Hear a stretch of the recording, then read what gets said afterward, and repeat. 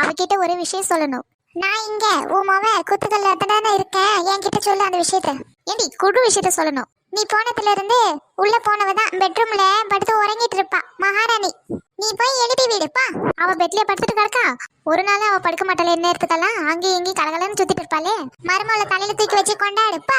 மருமோளை மருமோளை என்னாச்சு? தலை ரொம்ப வலிக்குதா, அதான் கொஞ்ச நேரம் படுத்திருந்தேன். நினைச்ச மான் போல துள்ளி கிடப்பியே, இப்ப நீ வந்து படுத்து கிடக்கியே. சரி படுத்துக்கோ, நான் போய் கசாயம் போட்டு கொண்டாடுறேன். என்ன மருமகளுக்கு கசாயமா? ஆமாடி, பாவு தலைவலிக்குதுன்னு படுத்துருக்கால. இங்க பாரு, நீ இப்படின்னு சேவை செஞ்சுன்னு இருந்தீன்னா உன்னை கூட சீக்கிரம் வேலைக்காரி ஆக்கிடுவா, சொல்லிட்டேன் நானு. ஏண்டி வாய் கூசாம என்னடி பேசிட்டு இருக்க? டெய்லி 3 நேரம் செஞ்சு வைப்பா, உட்காந்து தின்னுவல்ல. இன்னைக்கு அவளுக்கு தலைவலி, நாம தானே செய்யணும். அம்மா வீட்டுக்கு வந்தம்மா, ஒழுங்கா தின்னம்மா, பார்த்தம்மா, போனமான்னு இரு. அதை விட்டுட்டு எனக்கு என் மருமகளுக்கு சண்டையை உருவாக்கணும்னு நினைச்ச மகன் கூட பார்க்க மாட்டான், மண்டையை பொழந்துருவேன். சரி பொண்ணு, நேத்தால உங்க வீட்டுல ஒரே பயங்கரமா சத்தம் கேட்டுச்சு.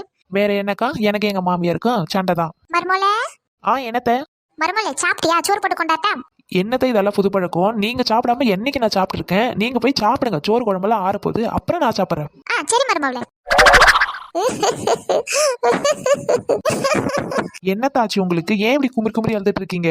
இல்ல மருமோள, இப்படி ஒரு மருமோள நான் எங்கேயுமே பார்த்தது இல்ல. அதான் மருமோள.